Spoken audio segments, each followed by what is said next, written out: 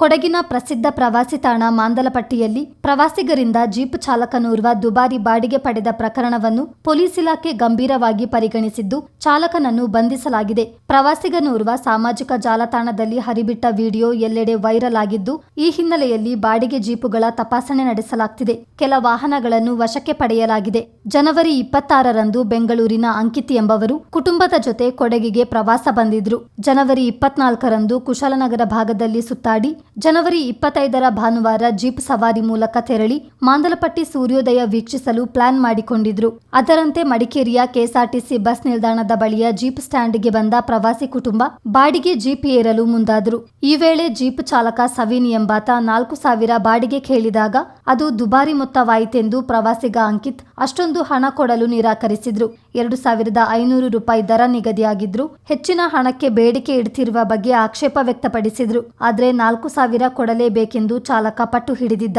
ಬೆಳಗಿನ ಸನ್ರೈಸ್ ನೋಡಬೇಕೆಂಬ ಆಸೆಯಿಂದ ಕೇಳಿದಷ್ಟು ಹಣ ಕೊಡಲು ಒಪ್ಪಿಕೊಂಡು ಪ್ರವಾಸಿ ಕುಟುಂಬ ಜೀಪ್ ಏರಿತು. ಮಾಂದಲಪಟ್ಟಿ ಗೇಟ್ ಬಳಿ ಅರಣ್ಯ ಇಲಾಖೆಗೆ ಪಾವತಿಸಬೇಕೆಂದು 500 ರೂಪಾಯಿ ಪಡೆದುಕೊಂಡಿದ್ದಾರೆಂದು ಪ್ರವಾಸಿಗ ಅಂಕಿತ್ ಆರೋಪಿಸಿದ್ದಾರೆ. ಪೊಲೀಸ್ ಇಲಾಖೆ ಸೂಕ್ತ ಕ್ರಮ ಕೈಗೊಳ್ಳಬೇಕೆಂದು ವಿಡಿಯೋ ಮೂಲಕ ಒತ್ತಾಯಿಸಿದ್ದರು. ನಮಸ್ಕಾರ ಎಲ್ಲರೂ, ನನ್ನ ಹೆಸರು ಅಂಕಿತ್ ಅಂತ. ನಾನು ನಮ್ಮ ಫ್ಯಾಮಿಲಿ ಜೊತೆ ಬೆಂಗಳೂರಿಂದ 24, 25, 26 ಮಡಿಕೇರಿ, ಕೂರ್ಗ್, ದುಬಾರೆಗೆ ತಲುಪಿದ್ದೀನಿ ವೆಕೇಷನ್ ಮಾಡೋಕ್ಕೆ.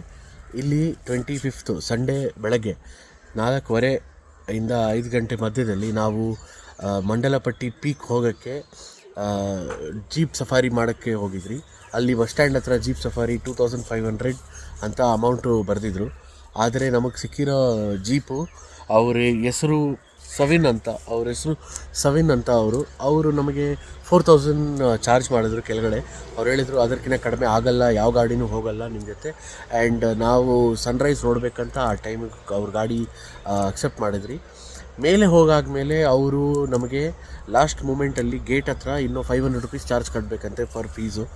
ಅದು ನಮ್ಮಿಂದ ತೊಗೊಂಡ್ರು. ಆದರೆ ನಾವು ಅವ್ರಿಗೆ ಕ್ಲಿಯರಾಗಿ ನೋಡಿದರೆ ಅವರು 500 ರೂಪೀಸ್ ಕೊಟ್ಟಿಲ್ಲ ಫಾರೆಸ್ಟ್ ಡಿಪಾರ್ಟ್ಮೆಂಟ್ಗೆ. ಅವ್ರು ಬರೀ 50 ರೂಪಾಯಿನೇ ಕೊಟ್ಟರು.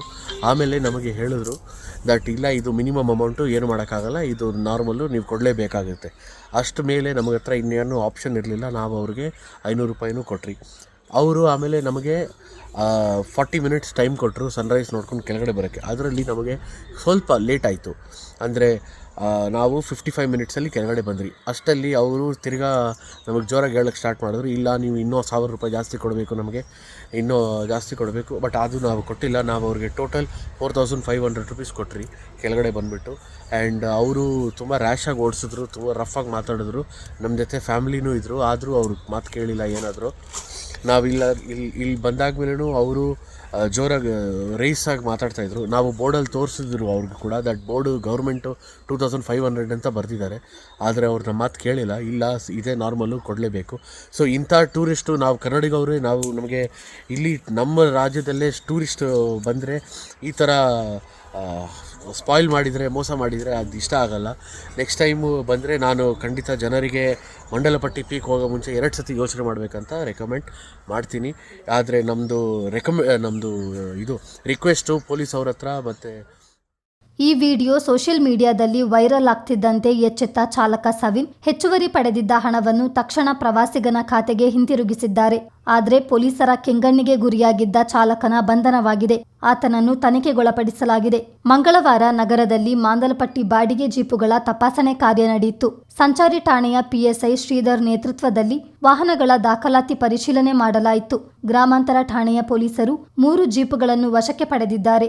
ಜನವರಿ 28ರಂದು ಜಿಲ್ಲಾ ಪೊಲೀಸ್ ವರಿಷ್ಠಾಧಿಕಾರಿ ಬಿಂದುಮಣಿ ನೇತೃತ್ವದಲ್ಲಿ ಆರ್ಟಿಒ ಅಧಿಕಾರಿ ಸಮ್ಮುಖದಲ್ಲಿ ಜೀಪ್ ಚಾಲಕರ ಸಭೆ ಕರೆಯಲಾಗಿದೆ. ಚಾಲಕರು ಕಡ್ಡಾಯವಾಗಿ ಪಾಲಿಸಬೇಕಿರುವ ನಿಯಮಗಳ ಕುರಿತು ಸಭೆಯಲ್ಲಿ ಸೂಚನೆ ನೀಡಲಾಗುತ್ತದೆ.